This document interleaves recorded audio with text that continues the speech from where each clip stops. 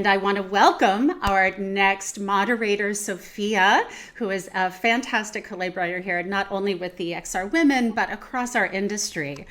Sophia, thank you. Thank you for joining us. And we have an interesting panel coming up here with a number of leaders, not just from the standards making side, but also from the independent community of research and development, from those who are helping us see how all of these pieces fit together. So Sophia, thank you. And Neil, Trevor, and Robert, thanks for joining us today.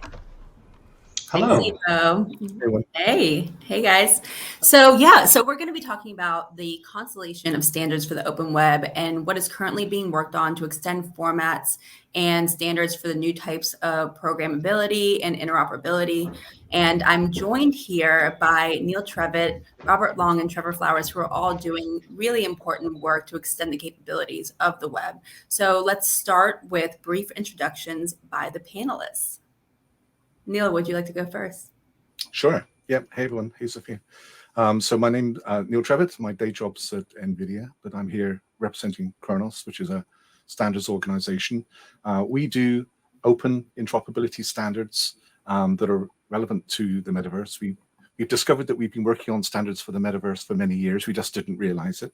But we do things like the Vulkan 3D API, the WebGL API for 3D in the web, OpenXR, for portable access to augmented and virtual reality hardware. We do the GLTF 3D asset format, and we have a 3D commerce group that's using GLTF in 3D commerce. So there's a lot of stuff that we do that is becoming accelerated by the interest in the metaverse. Thank you, Neil. Robert. Hey, my name is Robert Long. I am a software engineer at Element. We work on encrypted chat apps, and most recently on Third Room, which is a decentralized metaverse platform built on top of Matrix. And in my spare time, I am the co-chair of the Open Metaverse Interoperability Group. I've had a long background in WebXR and things around that. Thank you, Robert. Trevor. Hi, I'm Trever Flowers. Currently with Transmutable News. It's we publish a weekly newsletter about the wider web and the agreement Bedrock. I started working on web browsers last century on one called Net Positive on the BOS, if anybody remembers those things. That's ancient history. But then I also recently worked on Firefox Reality with Mozilla, which is now taken up by Wolvik, which I'm happy to see. So yeah, happy to be here. Awesome, guys. So Neil, we'll start with you. We're very familiar with the incredible work that Khronos Group has spearheaded for web standards over the years to include WebGL and OpenXR. What are some of the pieces of the puzzle that we need to think about setting standards for, and who's currently working on these? So I think at the highest level, the new opportunity and challenge for the metaverse is not to get distracted by trying to look too far ahead. I've seen many interesting debates on what does the metaverse actually mean.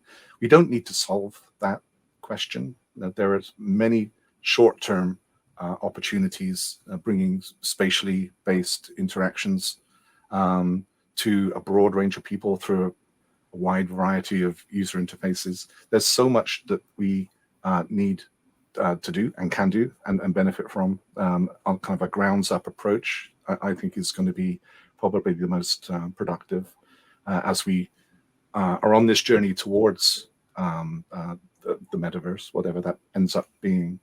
But what it means is that I think we need a lot more coordination, because if we are going to change the world and have a lot more social and professional interaction in a spatial web, there are just a lot of pieces that have to come together. And that's why we've called this session the Constellation of Standards, because Khronos can't solve all of that, of course. No one standards organization is going to solve everything.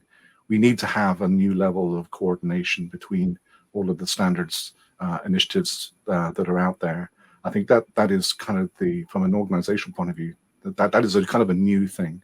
We're going to need new levels of cooperation to build the standards that we need and thus move this whole opportunity forward in a pragmatic way.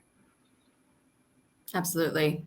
And so, Robert, let's move to you. You're the co-chair of the Open Metaverse Interoperability Group, where you're helping to identify and bring in independent R&D efforts around GLTF extensions that are then brought to Khronos and other standards group for collaboration.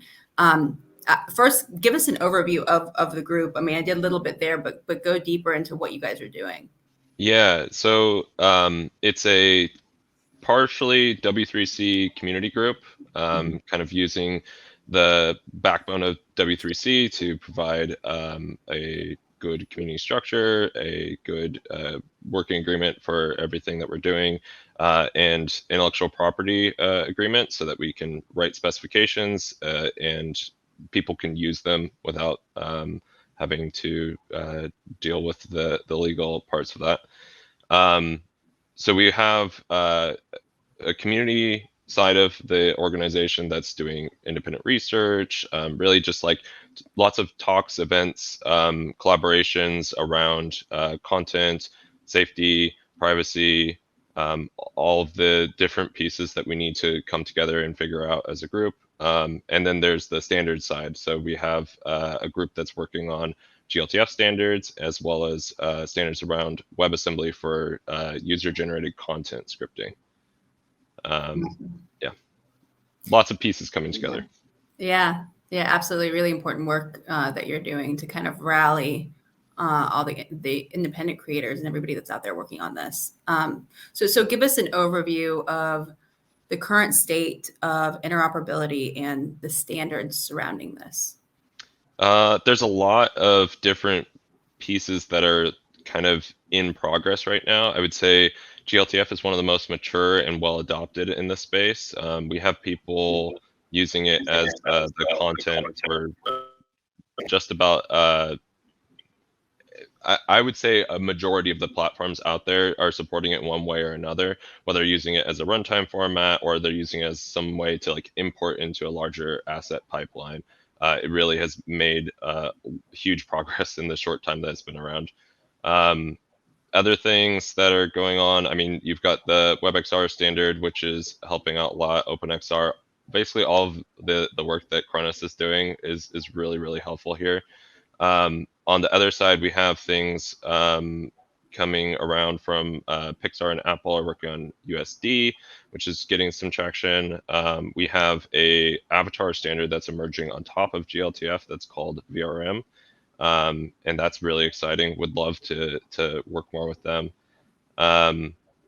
Yeah, lots and lots of technical standards coming around right now. There's a lot more work to be done on every single one of these stuff. So. Yeah. So in that, and please, if anybody else wants to chime in on this, please feel free to do that. But I'd like to learn more about the standards and the efforts that you were mentioning and how you guys are collaborating with Khronos specifically. And please, Neil and Robert, please chime in on that. Yeah, I was just going to say, I mean, from the Khronos perspective, we love the work that OMI is doing. So this is a great example of the kind of cooperation that we need to build. The OMI is bringing a very high energy, positive input into GLTF from the OMI community. It's reaching out into a community space that Khronos doesn't directly interact with so much. It's great to get their input and insights into how to evolve GLTF for their needs. And I think Robert would agree. Where the big interesting challenge for GLTF specifically right now is to evolve it from being a 3D asset format, which is basically you can describe the geometry and the textures, but it's basically it may be animated, but it's basically an inert thing, into a metaverse asset that can interact with various metaverse worlds that are going to be built, how things behave, so behaviors that are interoperable. So when you, do your meta traversal from one world to the other, all your objects behave consistently. Things like physics, does when you put a GLTF object into a swimming pool, does it float or sink? Stuff like that. So there's a whole new domain of behaviors and assets, asset properties that we need to define. And that's a pretty big job, but there's a lot of energy and interest in doing that right now. I would say that's probably one of the prime areas that GLTF is working on. I want to jump in there, actually. I think GLTF is the perfect topic to talk about the interaction between groups that are creating specifications versus groups that are actually going through a standards process within the context of a group that protects everybody from suing everybody else for patent violations, and has a sort of a more formal, slow process for actually making a standard. It seems like one of the things that we're missing right now, and I'm actually interested to hear both Neil and Robert, your take on how with GLTF specifically, the various people who are adding modifications, and they're not really standardized. They may have a document that specifies it really well, but it hasn't gone through sort of community collaboration and creation from all of the various people who are involved with using GLTF. Like, how do you see us evolving as a community to attract more people who are currently ignoring standardization and just doing specifications? Like, how can we do that outreach? Because I see the same thing in agreement technologies, blockchains and NFTs and the variety of things, like the virtual machines that are actually behind blockchains, for example. We have WebAssembly, and there's not a blockchain out there, as far as I know, who is choosing WebAssembly as a sandboxed VM to run on their blockchain. So I feel like we're missing this bridge between a lot of communities. So I've been interested in hearing both of your takes on what we can do to make that better. Yeah, should I go first, Robert? Then you can, what the theory is, and you can tell me how we're doing in practice. So that's a great question, Trevor, because it speaks to how you build consensus in an ecosystem. And the GLTF, I think one of the reasons that GLTF is successfully widely adopted is that from the beginning, we've taken the approach that we have like onion rings of participation. So one of the core tenets of GLTF is that anyone can define a GLTF extension to meet their own specific customer or market needs at any time. And you don't need to talk to the Khronos working group. You don't even need to let the Khronos working group know you're doing it. You don't need permission. No, you can add to GLTF to meet your own needs. But we also encourage, as we're increasingly doing with OMI, encourage people to take their extensions and bring them to the working group so we can integrate them into the standard. That I think there is benefit to having the working group do the more formal parts of the standardization process. Part of what we do at the working group is to ratify, which means the IP policy at Khronos kicks in. So everyone who has helped build the standards agree not to assert their patents against anyone who uses those standards. So that's an important step to enable the final versions of the extensions to be safely and widely used.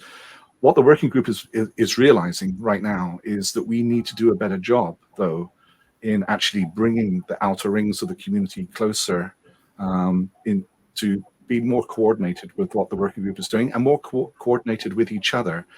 We've actually had several instances where several different groups have done basically the same extension, just slightly different, which is okay, but we can all save ourselves some work and some fragmentation if we were to coordinate better. So that's what we're trying to do, to encourage people to at least tell us, or tell the community what they're doing, so we can have that level of coordination.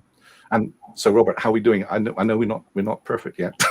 Yeah, well, we gotta figure out this audio issue here first and foremost. For those who don't know, we're working on an audio extension so that you can add audio to your GLTFs, and you can play audio in response to events or however else you want to use it. You can animate something and it's playing a track in the background. Very useful thing to have audio for your environment.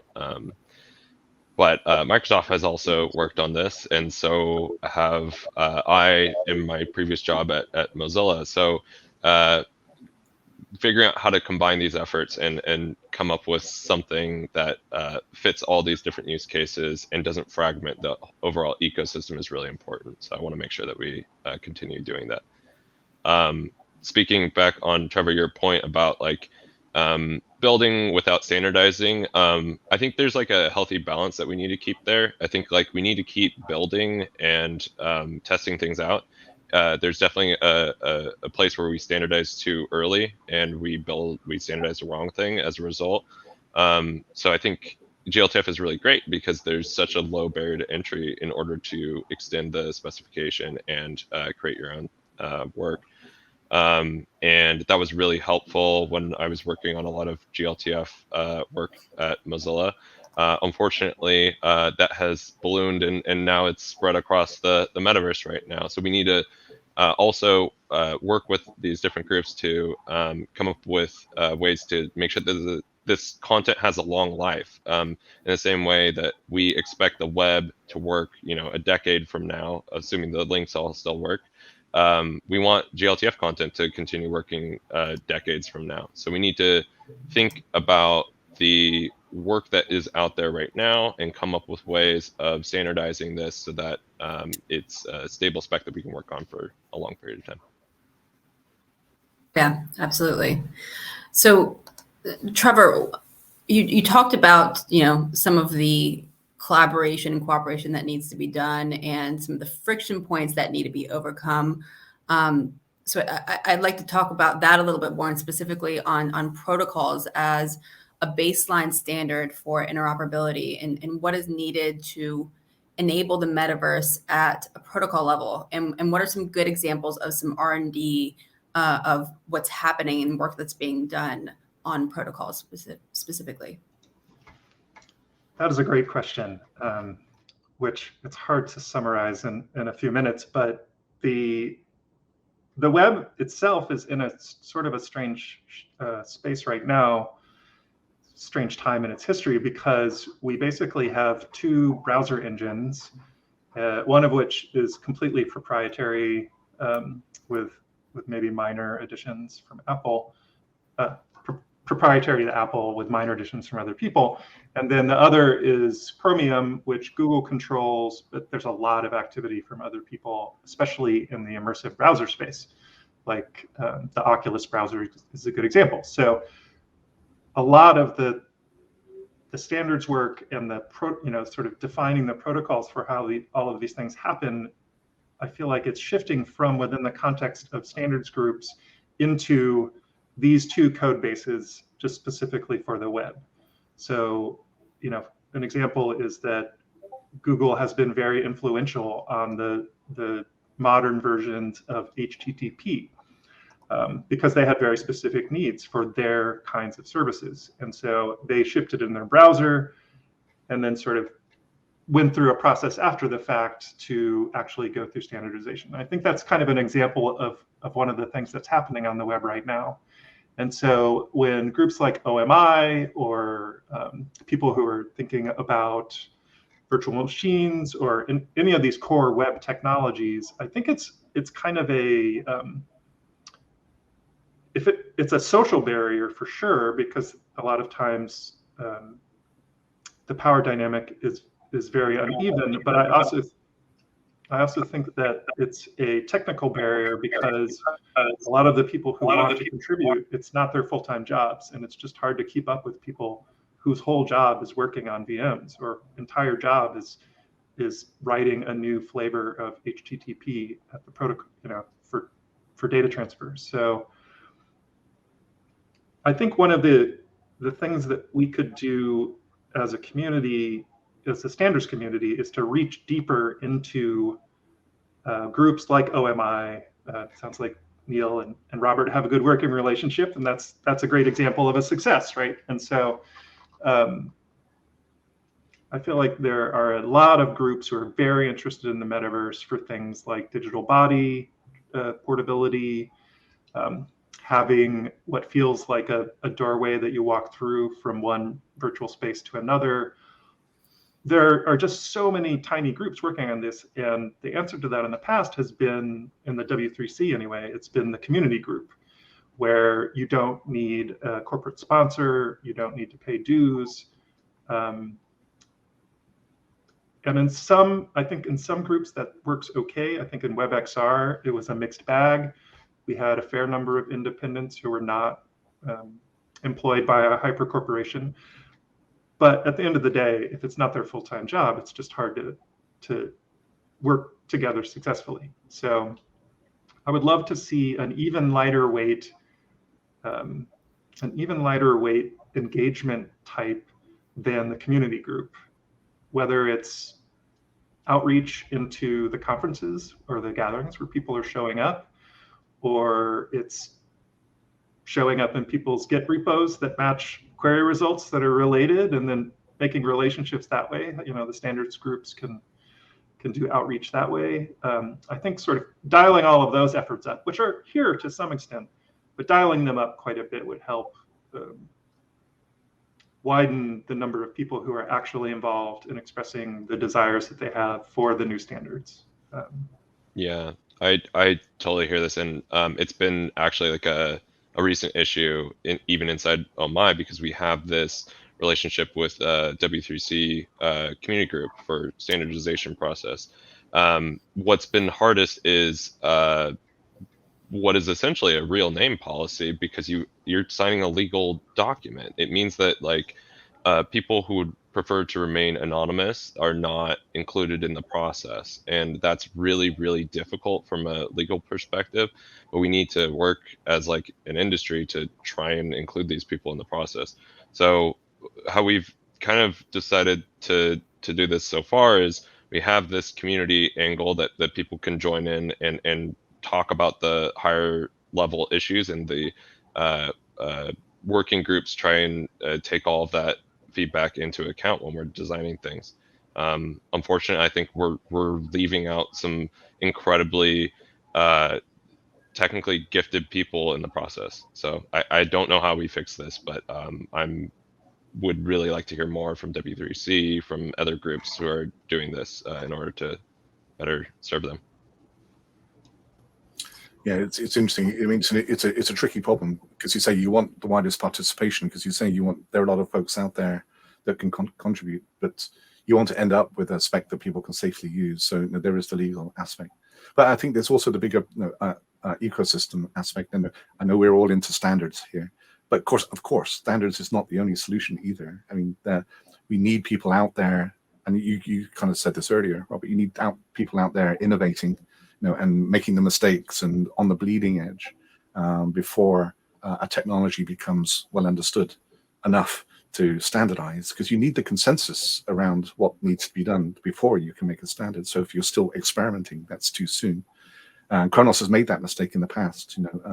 R&D by committee is the worst possible way to do R&D. So we need to be encouraging those folks, and also. And Trevor, you kind of alluded to this, that there is a difference between open source and open standards, and both are good. And that, again, the standards community, I think, needs to be fully aware of the difference and the strength of open source. It's a different form of collaboration than creating open standards, and we should be. And that can be lighter weight, because you're contributing source under like a Apache 2 or something. It has a very lightweight patent clause in there, but we need to be leveraging that as well. That can be another early experimentation area that we should all be leveraging smartly between the various ways of getting work done. I would love to transition back and talk about some of the limitations of the current protocol, HTTPS, which is a current internet protocol. What are the limitations, and what would we need from a metaverse protocol to support additional data transmission that HTTPS was not made for? A lot of it's like this real-time communication side of things. So a lot of people have been building on top of WebRTC, which is incredibly complex and not 100% the same across implementations. So it's hard for people to deal with. There's also WebSockets and web transport, which is a new thing that's come into the web ecosystem. Otherwise, you're dealing with a lot of custom protocols that people are writing, and it's hard to keep up with those. So, are there a need for new network protocols? Probably, but how we do that without just creating yet another node in the system, the quintessential XKCD on this, like, I don't know, but it's definitely needed here. Yeah, I think there's a metric ton of work that has been done in the MMO community around sort of keeping a virtual space in sync on a variety of clients, on a variety of networks that are not possible currently within the web stack. So everything from using UDP and dealing with failures, all the way through to things like Croquet is an interesting example for this, I think. They have a protocol and basically a mesh of nodes that replicate out state. Well, they have a big state machine, basically, that is replicated across as many nodes as people want, but it takes a completely different approach and uses, in many ways, it uses a completely different sort of worldview than what HTTP and even modern HTTP can do, because the foundations for that were made 20 years ago, decades ago. So I think the protocols that we need to do huge metaverse style information passing are out there, but it doesn't seem like it's hopping over into the web community as much as it could. I've constantly given Tony Parisi a hard time that Unity is not actively working within the browser communities to provide implementations and to provide input on standardization. I know that I worked a little bit in Khronos in the OpenXR standards group, so I know the games companies can show up at standards groups, but they definitely haven't been contributing to browser code, and I think that's a real problem. Well, speaking of Tony, let's put him in the hot seat and bring him in to comment on this. Hey, Tony.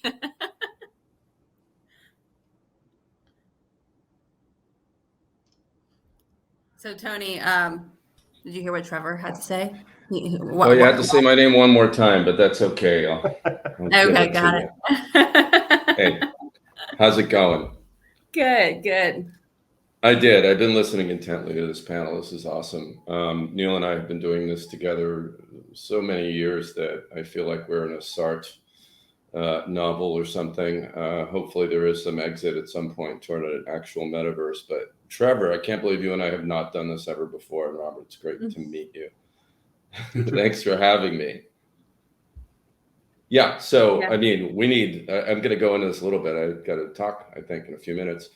I think we need more stuff, as if there isn't enough stuff going on. And Robert and Trevor both touched on places that need innovation. And as Neil said, that's all the standard stuff's going to have to lag behind that, just because that's the nature of it. Yeah, so I think this has been really thrilling, and it touches on a lot of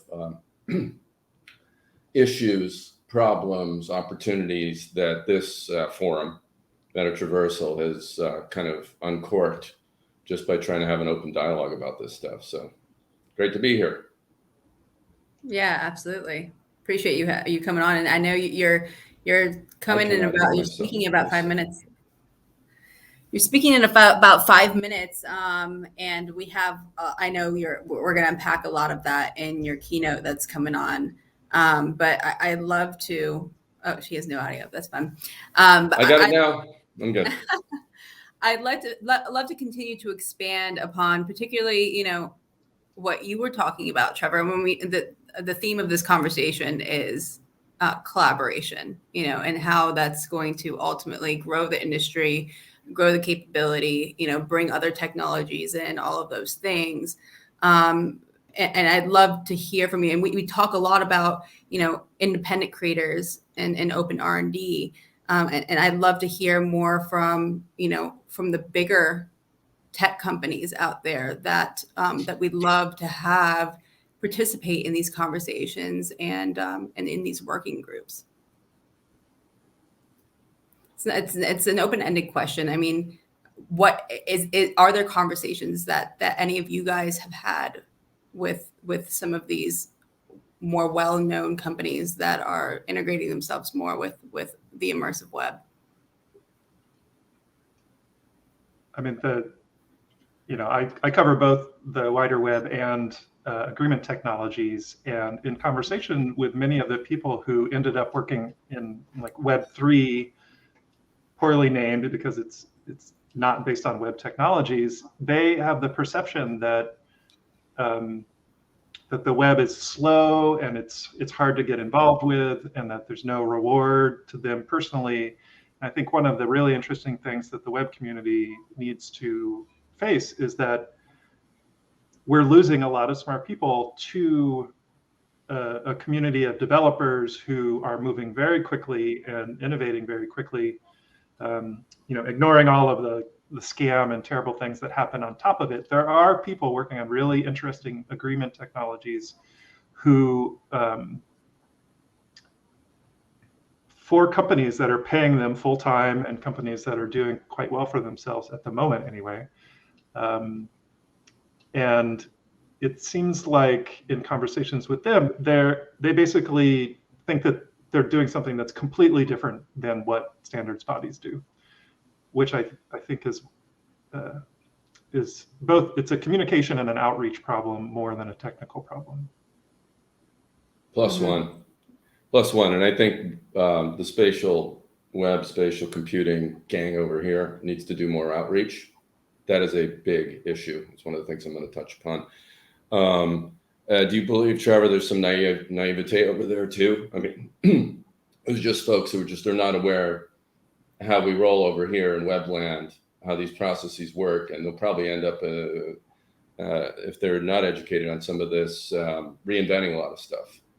Because I mean, these forums and these methods of working together exist for a reason. I don't think that's going to go away. Sure.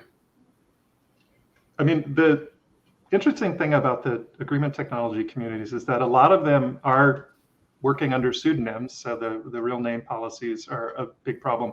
But a lot of them are also very young and weren't around when the web was born and didn't sort of see the path that we got, that led us to the way the web works right now. And so they think of the Web3 community as for young people, and there's no entrance to them into the older standards. So I think it is naivete. There's very little understanding of IP law. There's very little understanding of how consensus is built in the current web standards groups. So they're going to they already are running into all sorts of problems. So how we bridge while not shooting ourselves in the foot for problems we already know exist is extremely tricky, but I think dialogue is the only way to get there. Well, agreed. So the bottom line is we need to make standardization not boring. I don't know how to do that. Yeah. But all joking aside, it's not boring. Building consensus and having something scale out at pervasive scale is actually the opposite of boring. It's actually pretty awesome. But I agree, we probably do have an image issue. In the number of times that people say, standards, they're too slow. It's not slow. To build the consensus around the whole industry, show me a faster way of doing it than kind of the way the standardization organizations have figured out over the years. So yeah, absolutely. And on that note, we're getting ready to wrap, but part of the reason that why we're having these conversations out in the open is to garner that participation and from the community and let people know that these conversations are happening. the work is happening, and we want people to come in and participate in these conversations and showcase the work that they're doing and get some really real momentum going around some of the stuff that's being built. So on that note, before you guys leave and wrap, what are some of the ways that people can participate in some of the things that you all are working on? Well, from the Khronos point of view, everything we do is pretty much in the open. Certainly GLTF, everything's on the GitHub. So if you want to contribute at the technical level, just come and just pitch in. You'll be very, very welcome. You don't need to be a member, but anyone is welcome as a member if they want to get that even more involved. But the GitHub's a great starting point. Awesome. Yeah, and Eva will be posting some links to some of these forums on the AWE Live channel. But thank you guys for joining me today. Very interesting discussion. I know we'll have plenty more of these, but love that you all were able to share your insights with us. And I know we're going to leave it to Tony to kind of dig deeper into some of the stuff that was being talked about today. So we're looking forward to hearing everything that you have to say, Tony, and so take it away. Thank you, guys.